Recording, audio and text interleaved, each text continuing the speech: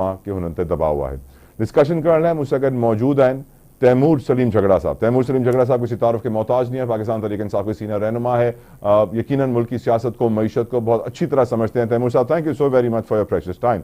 तैमूर साहब, यकीनन हम आज सब अदालतों को हम डिस्कस कर रहे हैं और जो 6 जज थे जिन्होंने खत लिखा था उसमें से एक जज तारिक महमूद जहांगीरी साहब भी हैं जिनके खिलाफ कैंपेन चलाई जा रही है। हमने पहले भी जस्टिस बाबर सत्तार के खिलाफ कैंपेन चलती हुई देखी कि उनके पास जी ग्रीन कार्ड है, वो ग्रीन कार्ड नहीं होना चाहिए। फिर मालूम पड़ा कि जब उनको हायर किया गया था उन्होंने अपना ग्रीन कार्ड डिक्लेयर किया गया था, सब लीगल। तो बेसिकली जिन्होंने खत लिखा था उनको एक एक करके लग रहा है टारगेट किया जा रहा है।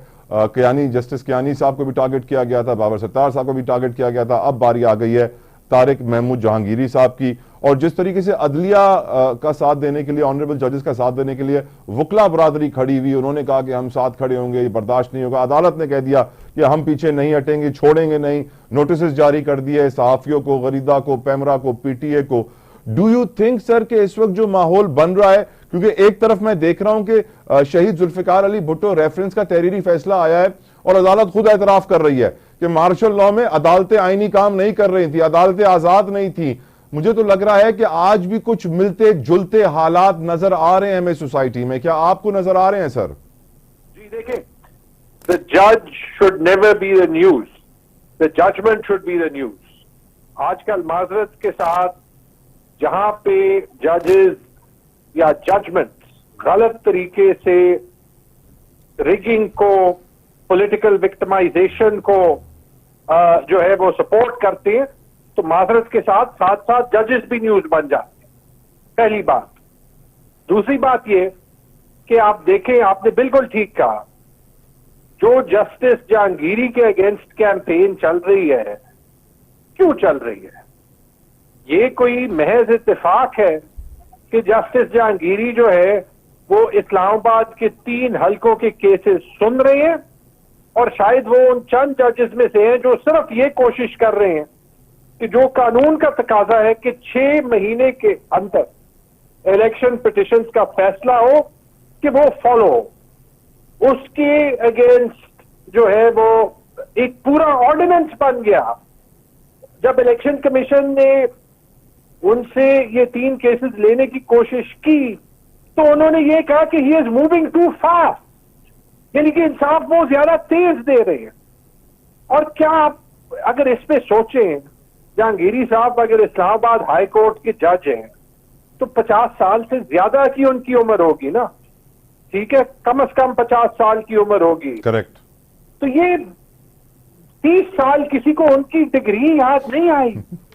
वो लॉयर क्वालिफाई हुए, उन्होंने वकालत की, वो जज बने। एकदम से जिस दिन वो ट्रिब्यूनल के केसेस सुन रहे हैं जिनसे पूरे पाकिस्तान की रिगिंग एक्सपोज हो सकती है, तो याद आ गई। अच्छा, ये भी याद रखें, मैं सिर्फ ये देखें कि ये पहले जज नहीं है जिनके अगेंस्ट कैंपेन चल रही है। बाबर सत्तार के अगेंस्ट चली, हसन औरंगजेब के अगेंस्ट चली। उन्होंने जब इमरान खान की बेल का फैसला दिया और उनको जोड़ा गया पीटीआई के साथ, क्योंकि उनकी उम्र अयूब साहब के साथ एक रिश्तेदारी है। लेकिन ये हम भूल गए कि उन्होंने कितने फैसले पीटीआई के खिलाफ किए, और ये भी भूल गए कि जो उनकी फैमिली है, वली ऑफ फवाद की फैमिली, उनकी तारीखी तौर पे थ्रू आउट वाबस्तगी पीएमएलएन से रही है।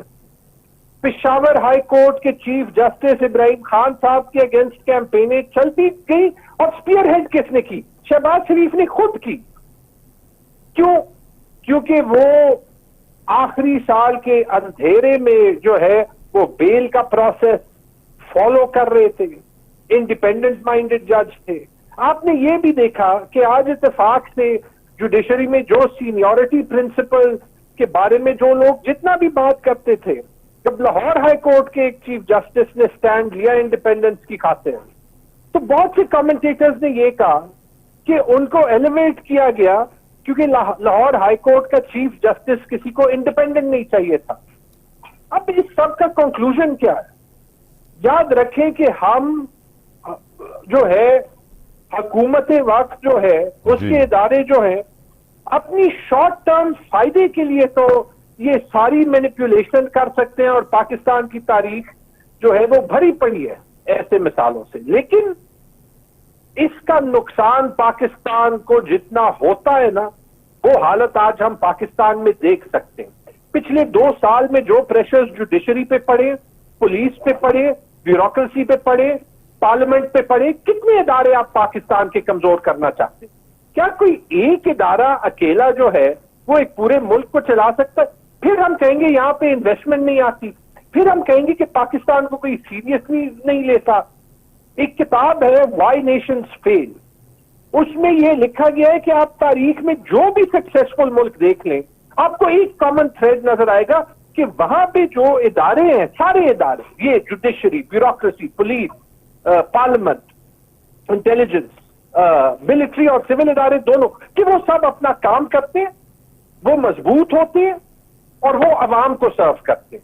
यहां तो हाल ये है इस बजट के बाद कि आप और मैं कोई प्रॉपर्टी लें तो हम दें सीवीटी, सिविल या मिलिट्री कोई बाबू जो है वो प्रॉपर्टी ले तो उसको वो टैक्स नहीं देना, हम कुर्बानी दें ताकि जो जो जो पेशावर जो है वो सिविल सर्वेंट है, यानी अवामी नौकर है, वो जो है वो मजे उठाए। मैं यकीनन बजट आपसे डिस्कस करूंगा तैमूर साहब। आई नो कि फाइनेंस आपकी स्पेशलिटीज में से एक है। Let's complete politics first. ये बताइए सर, अब तारिक महमूद साहब ने आज ही के दिन जुर्माना भी किया है तारिक फजल चौधरी को, खुर्रम नवाज को 20-30 हजार रुपए, और वजह यह थी कि वो फॉर्म 45, 46, 47 पेश नहीं कर सके। कहा भी है कि मेंबरशिप मअतल हो जाएगी, शोकॉज नोटिस जारी होगा, असेंबली की रुकनीत नहीं रहेगी अगर अगली समात पर अमल नहीं हुआ। क्या आपको लगता है कि सर पीटीआई को ये सीट्स मिल जानी चाहिए और मिल जाएंगी इस केस के बाद? देखिए, ऑनेस्टली 2 चीजें जहन में आती है। पहली चीज तो ये तला कि अगर इंसाफ हो, सिर्फ ये केसेस नहीं, खैबर पख्तूनख्वा में 14 सूबाई सीट, 4 नेशनल असेंबली की सीट, पंजाब की सैकड़ों सीट, कराची की सीट, क्वेटा की सीट, मुल्तान की सीट, ये सारी आप देख लें, ये सारी 2-2 दिन की मार है, क्योंकि यहां पे तो हर जगह, हर सीट पे 2-2 सेट फॉर्म 45 के मौजूद है ना। ठीक है, जब मौजूद है और दोनों पे दस्तखत है, एक बड़ा सिंपल काम जो है वो ये सारी कंट्रोवर्सी खत्म कर सकता है। और हैरत की बात ये है कि इतनी इंस्टीट्यूशनल कंफ्यूजन के बाद इस पे इलेक्शन कमीशन ने खुद एक कदम नहीं लिया, सिर्फ इस सारे काम को ठीक होने से रेजिस्ट किया है। काम क्या है कि अगर कोई जज सिर्फ ये दोनों फॉर्म 45 ले, प्रिजाइडिंग ऑफिसर्स को पोलिंग स्टेशन के बुलाए, उनको कहे कि जी आपके नाम पे 2-2 फॉर्म 45 इशू हुए, आप बताएं कि कौन सा ठीक है कौन सा गलत है, आपने 2 कैसे इशू हुए? यानी एक ही चीज हो सकती है ना, क्योंकि मैं इसका व्यक्ति खुद हूं कि या जो मुझे मेरे पोलिंग एजेंट ने फॉर्म दिए वो गलत है, या फिर जो उन्होंने दिए वो ठीक है, बाद में वो फॉर्म्स फज किए गए। मेरी सीट का तो सबको ये भी पता है कि वो फजिंग फेक फॉर्म 45 पे नजर भी आ रही है। लेकिन ये तो एक हियरिंग का काम है। तो एक तो ये बात नजर आती है कि अगर इंसाफ हो, और शायद इसीलिए जजेस पे इतना प्रेशर डाला जा रहा है, तो ये हुकूमत 2 घंटे की जुडिशियल प्रोसेस की मार है, पहली बात।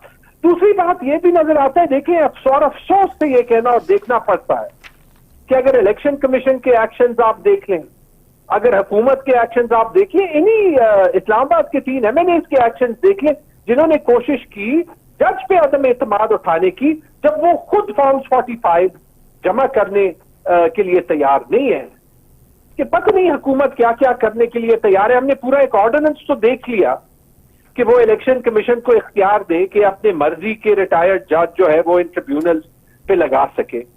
क्यों हम पाकिस्तान को मजाक बनाना चाहते हैं और क्यों हम जो है वो इतना लॉन्ग टर्म नुकसान जो है वो पहुंचाना चाहते हैं कि हमारे बच्चे जब बड़े होंगे वो ये कहेंगे कि आप लोगों ने पाकिस्तान का क्या बनाया।